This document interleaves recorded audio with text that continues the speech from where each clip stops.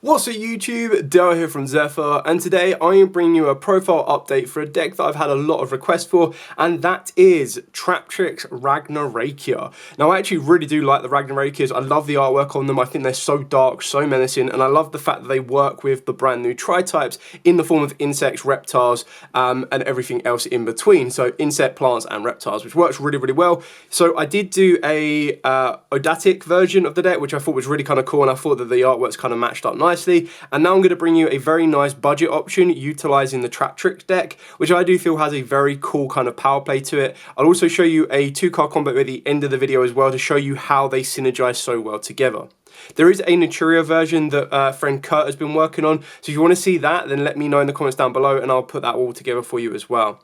So with everything out of the way, please smash that like button, hit that notification bell and subscribe so you don't miss out on any more upcoming content. So starting off with the Traptrix monsters, I'm not completely set on these ratios yet. I'm still kind of changing around to which ones I prefer. But we're going to be starting off with your triple Traptrix Melo. Now obviously the reason this one is so good is this one's going to give you direct access to a whole normal trap card. So this plus any normal trap card to be discarded will give you the combo that you need, which is really, really important. Then of course we've got triple RagnaRaika. Now the reason we've gone with 3 of this one is because you do want to be protecting your back row where at all possible, especially in a format where this is where I feel Traptrix will have the benefit is if you're in a Tempai heavy format or a Tempai heavy local environment, a lot of players will make you go first, which is exactly what Traptrix want to do. So then what you're trying to do there is you're trying to set up your strongest possible board, and when you have a card like Sarah, which is unaffected by trap cards, meaning that imperm is something you don't need to really worry about, you can build your board quite nicely, and the RagnaRaika can be a surprise kind of additional summon, and it can also help you protect you from stuff like Harpy's Feather Duster and Lightning Storm as well. Then we've got 2 Mantis. Now this is just one of the sacrifices for the type of deck that I wanted to play because I'm trying to play 3 Bloom as a bit of a preview. Most builds are only playing 1 Bloom. I just like the idea of being able to get to multiples of this because I think with stuff like Ghost Ogre running around, a lot of time your opponent will try and deal with this, and that's another way that a RagnaRaika can come into play, which is really, really important. Then of course we do have 2 Pudica. And then of course 1 Dioneer. Now the Dioneer is actually a little bit more important now because of the stuff like the RagnaRaikas. You're putting more of your insects and plants into the graveyard. Not that the Bloom can bring them back, but the RagnaRaikas can give you that ability to discard them, or you've got the seed if you hard open it to discard and put it to the graveyard, so that when you're able to normal summon your Dioneer, you're going to get that additional extension should you need to. Then of course carrying on with the rest of the monsters, we do play 3 Parallel Exeds. Now this card is just incredibly powerful for the deck, but there is one massive clause that you need to be aware of. If you use Parallel Exed at any point in the entire turn, you cannot use the effect of the Skeletal Soldier. Skeletal Soldier is quite important to build your combo up, but the reason you use Parallel Exed is it does get you into that nib protection. So it's one of them ones that, yes, you would probably want to use it to make your rank 4 play, but if you feel that you have enough to combo off and build up through the RagnaRaikas without using it, you might want to hold it back. It's something that you might consider taking out if you find yourself getting yourself into that position of that lock more times than not, but it's something that you need to be fully aware of, and it's definitely something that your opponent needs to be aware of as well, because I will not be surprised if you activate Parallel Exed, and as RagnaRaikas are new, this is the only one that has that clause to lock you for the entire turn, whereas everything else is for the rest of the turn, which is why it might get a little bit confusing. And I also don't understand why this one has that restriction on it. Like, I think for the rest of the turn would have been completely fine, but this kind of does make the deck balanced and fair. Then moving on to the RagnaRaikas. So for the RagnaRaikas, we are playing the 1 Armored Lizard, the 1 Beetle, and the 1 Seed. Now the reason you only need to play 1s of these, now more so these will always more times than not be played at 1, but the reason you're only playing the 1 Seed is that throughout your Traptrix combo you actually get direct access to the Seed, and then the Seed searches you out a Bloom and will search you out a Samurai Beetle. So you can kind of keep this engine very, very low, and if you find that you want to be adding more hand traps to the deck, or you want to like main deck something like Evenly Matched, or you want to main deck some more board breakers, you can actually sacrifice 2 Bloom. Like I said, I quite like the idea of 3 of them. I think the artwork is top notch. I think like second to, I wouldn't even say second, I think Bloom is a better artwork than the RagnaRaika Evil Seed, but you just get a better close up. Anyway, I love this engine. The engine's relatively cheap as well, which is why I still can't class it as like budget. Like last time I checked, seeds were like £8 and then blooms were like £8 as well. So if you really wanted to, you just get 1 bloom and 1 seed and you're good to rock and roll. I do think that these cards are incredibly good. So just so that people are aware, if they are new to the RagnaRaikas, the Armored Lizards is you get to special summon this card for in hand by banishing an insect, plant, or reptile from the graveyard, so a free extension as a level 4. And this can be very helpful if you want to go down into your Rika Queen Strenna combo, because the idea is you tribute this off and then you get into a Sacred Tree Beast Hyperion, which gives you another form of negation, which is really important. On top of that as well, you also get the ability to discard an insect, plant, or reptile to target a face-up monster your opponent controls, except an insect, plant, or reptile, and return it to the hand, so a nice little bounce. Your main two cards are obviously going to be your Seed and your Beetle. So you get special on this card from the hand by placing one of your banished insect, plants, or reptiles onto the bottom of the deck. So you recycle all of these, which is great, and your Traptrix, to be honest, as well. Which is why, if you wanted to, instead of playing Pot of Prosperity, you could play the... I'm trying to remember what it's called, Traptrix... Trap Tantalizing Tune. Whoa, God, I hate the name of this card. I really wanted it to be called like Traptrix Allure. Like, that would have been so good because it pretty much does what Allure does. The only issue with this one is it specifically made you banish a level 4 insect or plant, whereas it would have been really kind of cool if it let you banish a level 4 or lower insect or plant, because then you could have banished these as well. You couldn't banish this because it's a reptile, but it would have given you a bit more.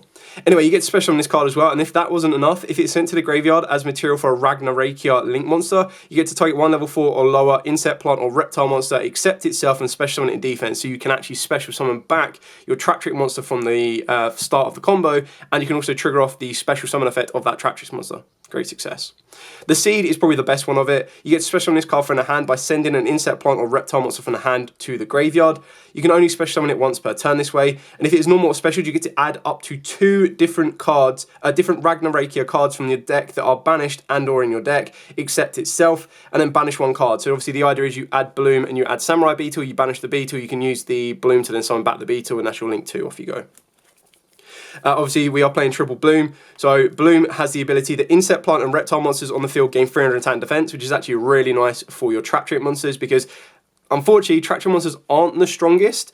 Obviously, they're a little bit better now that we do have something like the other rank 4s that we've got. So you've got your Panicular, as well as like Rafizi, who was obviously weak as attack, but a nice 2800 defense makes it a lot harder to deal with, and your Alamiris goes up to a 25, which is kind of cool.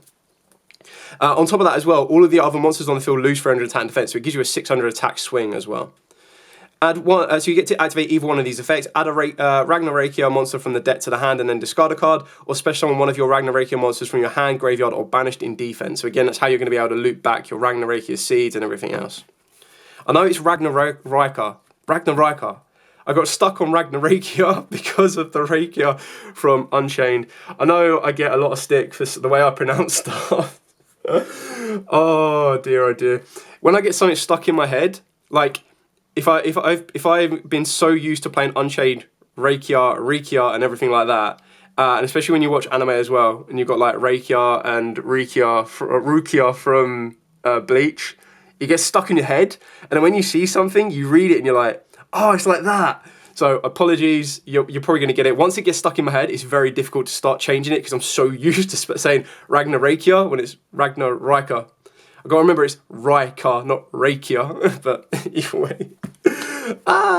RagnarRaika, there we go, one done. Hunting Dance. So the best thing about this is it's a normal trap card as well. You get to target one of your cards your opponent controls up to the number, target cards your opponent controls up to the number of different monster types amongst the link monsters you control that are from the new tri-type. I say new tri-type purely because it's involving all 3 of them, so insect, plant, and reptile. Destroy them, and then if a face-up insect, plant, or reptile monster you control is destroyed by battle or card effect, while it's in the graveyard, except the turn it was sent there, you get to banish this card to target one monster your opponent controls and destroy it. So that can be very important when your opponent's trying to like destroy Sarah, because a lot of people forget about the graveyard effect as well.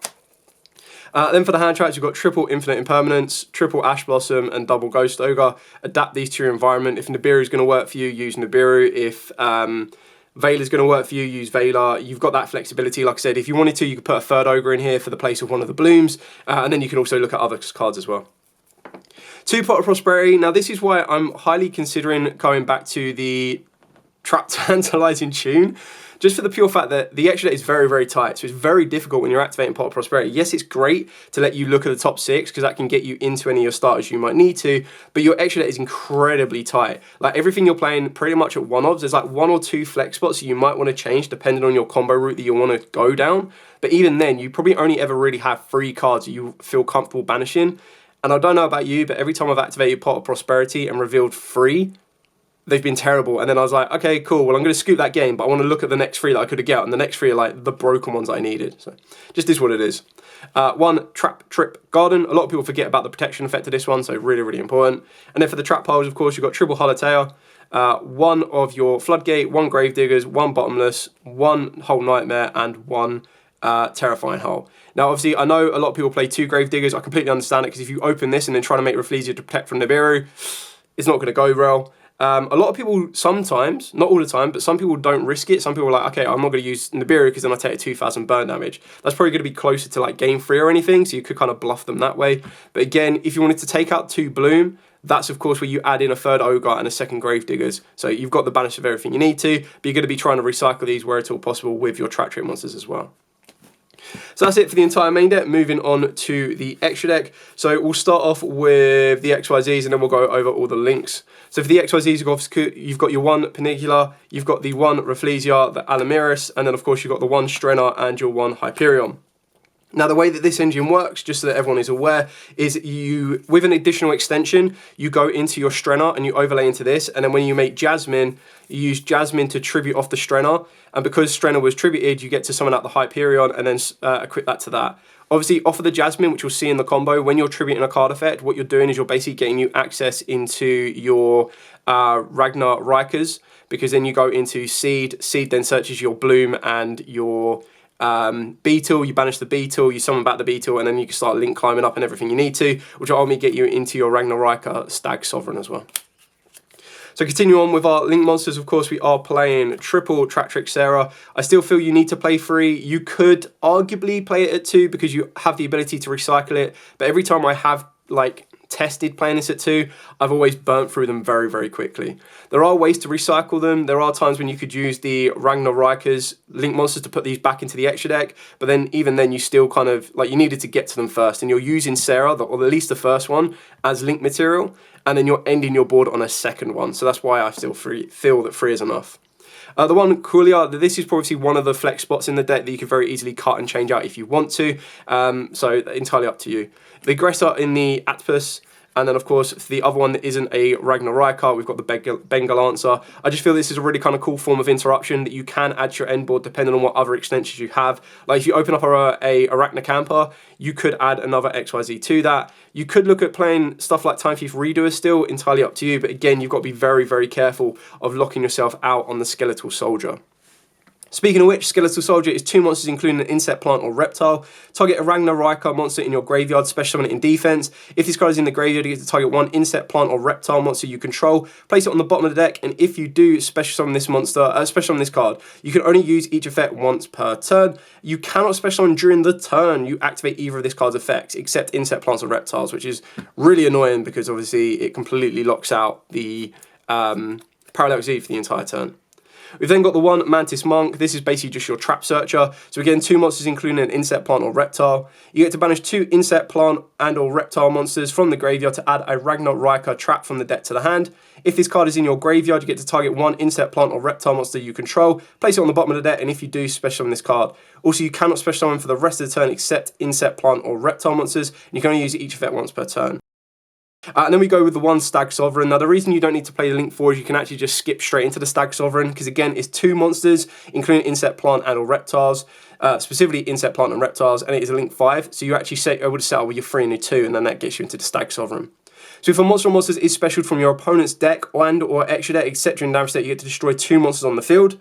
If this card is in your graveyard, you get to target 1 insect, plant or reptile monster you control, place it on the bottom of the deck, and if you do special on this card, you cannot special on monsters for the rest of the turn except insect, plant or reptiles. You can only use each effect once per turn. So this is a nice little pop, and it's a 3300 base. When you're adding in the Bloom, it's going to become a 36, which is incredibly important.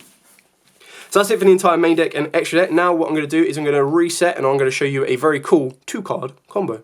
Here is the basic 2-card combo that you're going to be using in Traptrix RagnaRaika. So you're going to start off with the Melo and then any normal trap card. If you do open up a trap hole card, this will then give you access to get a little bit more resource later on in the combo. You can also open up any other Traptrix monster, but you will need to hard open the Holotea. I'm just going to show you what you can do with the base minimum. So you're going to start off by normal summoning the Melo. This is going to get you access to your Holotea. You're going to turn the Melo into a Sarah. You will then use Holotea's effect, discarding the trap card in order to summon it and use it this exact same turn, triggering Sarah's effect. Now, obviously, if this is a trap hole card, you would go for Dianair to reset it, but I'm going to show you with the base minimum what you can do, and you're going to search out and summon my Melo. Now, you need to make sure my Melo goes to the furthest left, furthest right, or the center zone, as these will be the zones that your Arome's Jasmine will point to, which is really, really important. The other benefit of something like Melo is it is a mandatory trigger, so it will activate whether your opponent has a spell or trap or not, which will then allow you to trigger Sarah to set you any of your trap hole cards directly from the deck. So you can go for Floodgate, you can go for Gravediggers, it really is up to you. The next thing you're going to do is you're going to link your Sarah with the Holotea, as they are both plants, to go into the Jasmine, making sure that it points to Melo. You'll then use Jasmine's effect to tribute off said Melo and summon out the RagnaRaika seed. You'll then be able to trigger off the seed effect to add you the Beetle and the Bloom, banishing the Beetle as part of the resolution. Activate Bloom, this will then be able to trigger to summon back the Beetle, which is really important, and then you're going to link both of these together, and this is going to give you access to your Skeletal Soldier. Now, we are going to activate Skeletal Soldier's effect as well as the Beetle, but remember, if you activate the Skeletal Soldier's effect at any point, no matter what, it means the entire turn you will not be allowed to summon anything else apart from insect, plant, or reptile. So if you have attempted to use, or if you do use the Parallel Exed this entire turn, you will not be able to use the effects of Skeletal Soldier. Just remember that. So what you're going to be doing here is you're going to use Beetle's effect to bring back the Traptrix monster, being Melo, and then of course you're going to use your Skeletal Soldier to bring back anything you want. In this scenario, we're going to bring back Beetle.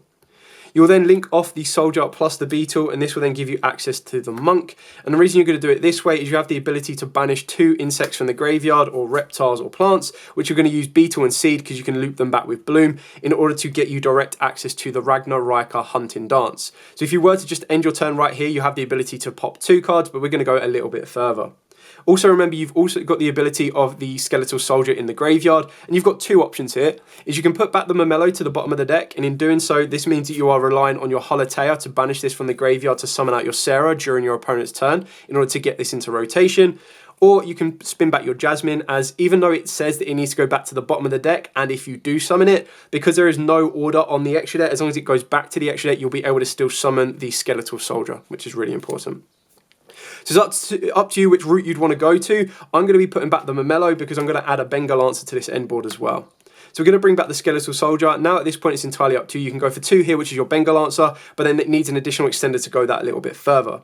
What we're actually going to want to do here is we're going to use your Skeletal Soldier plus your Monk, and this is going to get you, we're going to use the Mantis and the Jasmine, and this is going to get us into our Bengal answer. And the reason we're going to use the Bengal answer is that we're then going to have the ability to link both of these together. So we're going to treat this as a 4, and we're going to treat the Skeletal Soldier as a 1, and this is going to get us into our Stag Sovereign. Now the reason we've done that is we then have the ability to banish your Arome's Jasmine and your Skeletal Soldier from the graveyard to bring back your Bengal answer. And then ultimately what you're ending your board with is you're ending your board with a Bengal answer bounce. You've got a pop 2 off of your Stag Sovereign. You've got the ability to pop 2 off the back of the Hunting Dance. And then you've also got a Floodgate Trap Hole plus 3 more additional cards in your hand to play with. Going into your opponent's turn, just so you can see how much further this can go, you can banish the Holotea, and this will then allow you to summon back the Traptrix Sarah, and then off of the back of that, you're still maintaining the ability to pop 2, but you also have the ability that if you activate either of these, Sarah can then summon out a Traptrix monster, which can be back row hate, or of course it can be something like a Dianair to recycle a card, and then you'll be able to trigger Sarah's effect to get you another trap hole to fall back on. Plus you've got your aggression of all of these, and you've got a 600 attack and defense swing on both sides, because you'll be able to gain Sarah up to 1100, and your opponent will be down by 300, 28 here, and then 36 there as well. So you've got a very nice aggressive board, and like I said, 3 more additional cards in the hand, which could be forms of hand traps, they could be forms of extenders, they could be forms of protection, or even more back row. So that's it for the entire combo and profile. If you do have any questions at all, by all means, please put them in the comments down below. I'll be more than happy to answer them for you. You've also got to remember that you have the Mantis to float back with the next turn as well. Plus you've got the Bloom to bring back the Seed and Seed, or the ability to bring back the Samurai Beetle as well. So you've got loads to play around with, and the Mantis will be able to put the cards back to the bottom of the deck and you go again. Anyway, thank you so much for watching. If you do have any questions, by all means, please put them in the comments down below. I will be more than happy to answer them for you. For now, as absolutely always, stay safe, and of course, happy dueling.